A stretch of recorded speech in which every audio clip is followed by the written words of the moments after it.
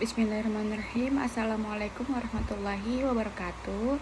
Perkenalkan, nama saya Nidaul Amaliyah dari kelas PBL 5C dengan NIM 210810-2008. Saya akan menjelaskan sedikit tentang fashohatul kalimat wa ilmul bayan, ta'rifuhu wa mubahatahu, ta'rifu ilmul badi' wa mubahatahu. Yang pertama ada pengertian fashoha al-kalimat. Nah, fashoha al-kalimat yaitu memiliki arti terang atau jelas. Fashoha sendiri menurut bahasa ialah perkataan yang terang atau jelas pengucapannya. Nah, sedangkan menurut istilah, fashoha itu terdiri dari 3 masing-masing kategori. Yang pertama ada kalimat fasihah atau kata fasih, yaitu suatu kata disebut fasih atau jelas jika kata tersebut tidak dimasuki aspek-aspek berikut. Yang pertama, tanafur al-huruf, yakni kata-kata yang sukar diucapkan. Yang kedua, gorobah al-isti'mal, yakni suatu ungkapan yang terdiri dari kata-kata yang asing, jarang dipakai dan tidak diketahui banyak orang. Yang ketiga, mukhalafah al-qiyas, yakni kata-kata yang menyalahi atau tidak sesuai dengan kaidah umum shorof. Yang keempat, al-karahatu fi sam'i, yaitu kata yang tidak enak didengar.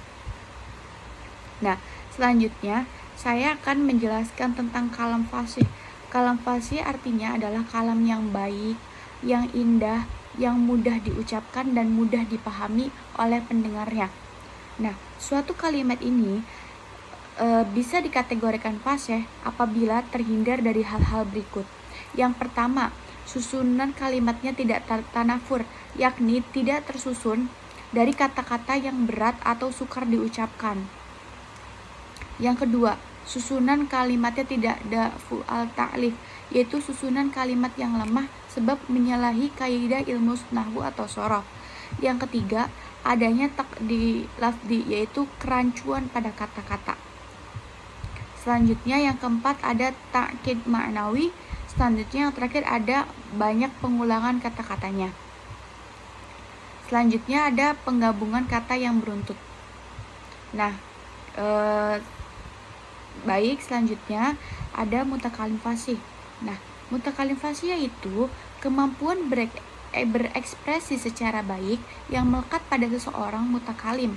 Nah, seseorang mutakalim yang fasih adalah orang yang dapat menyampaikan maksudnya dengan ucapan yang fasihah, baik dan lancar, sehingga pendengar itu mudah memahami apa yang kita ucapkan.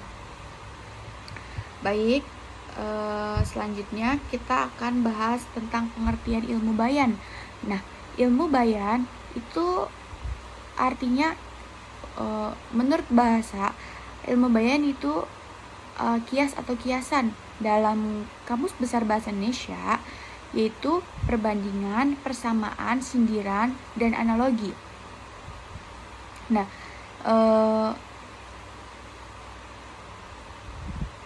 selanjutnya menurut istilah ilmu balaghah, ilmu bayan adalah ilmu yang mempelajari cara-cara mengemukakan sesuatu gagasan dengan bermacam-macam redaksi.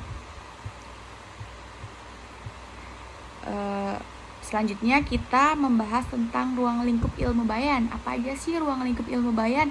Nah, ruang lingkup ilmu bayan itu terbagi mencakup menjadi 3 hal. Yang pertama ada at-tashbih, al-majaz, dan al-kinayah.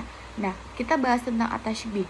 At-tashbih yaitu membahas tentang penyerupaan sesuatu musyabah dengan sesuatu yang lain. Objek pembahasannya meliputi pengertian, rukun, jenis, dan tujuannya.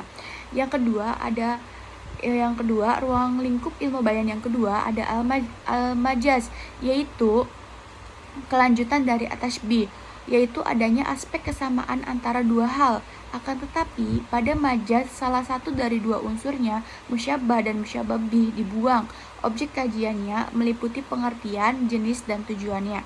Selanjutnya yang terakhir ada al-kinayah, yakni gaya bahasa mitonimia. Gaya bahasa mitonomia yaitu meliputi pengertian, jenis, dan tujuan pengungkapannya. Baik, selanjutnya pengertian ilmu badi.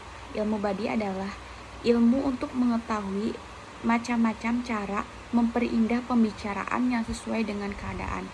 Nah, cara-cara ini ada yang untuk memperindah arti atau makna, maka disebut muhassinat ma'nawiyah, dan ada yang untuk memperindah lafaz, maka dinamai muhassinat lafziyah. Selanjutnya, adapun ruang lingkup ilmu badi'. Yang pertama ada muhassinat al-lafziyah, yaitu keindahan lafaz. Topik pembahasan yang termasuk al-muhassinat al-lafziyah adalah yang pertama ada jinas, yaitu dua lafaz yang serupa dalam pengucapan tetapi berbeda dalam makna. Terus yang kedua ada kutipan atau al-iqtibas, yaitu menurut an-nasyr atau syair mengandung sebagian dari Al-Quran atau Al-Hadis tanpa menunjukkan bahwa kandungan tersebut dari Al-Quran atau Al-Hadis. Hasil kutipan boleh sedikit dirubah. Terus yang ketiga ada sajak. Nah, pengertian sajak dalam konteks ilmu badi seperti yang dinyatakan oleh Aldi Al-Jarimi dan Al-Mustafa Al-Min adalah kesamaan dua fasilah kata terakhir mengenai huruf akhirnya, dan yang paling baik adalah yang sama paragrafnya. Nah, selanjutnya ruang lingkup ilmu badi yang kedua ada al-muhassinat al-ma'nawiyah, yaitu keindahan makna. Topik pembahasan yang termasuk kategori al-muhassinat al-ma'nawiyah yaitu yang pertama ada tauriyah, yang kedua ada tibak, dan yang ketiga ada al-muqabalah, husn al-ta'lil, dan yang terakhir ada uslub al-hakim. Mungkin cukup sekian penjelasan dari saya, kurang lebihnya mohon maaf. Wassalamualaikum warahmatullahi wabarakatuh.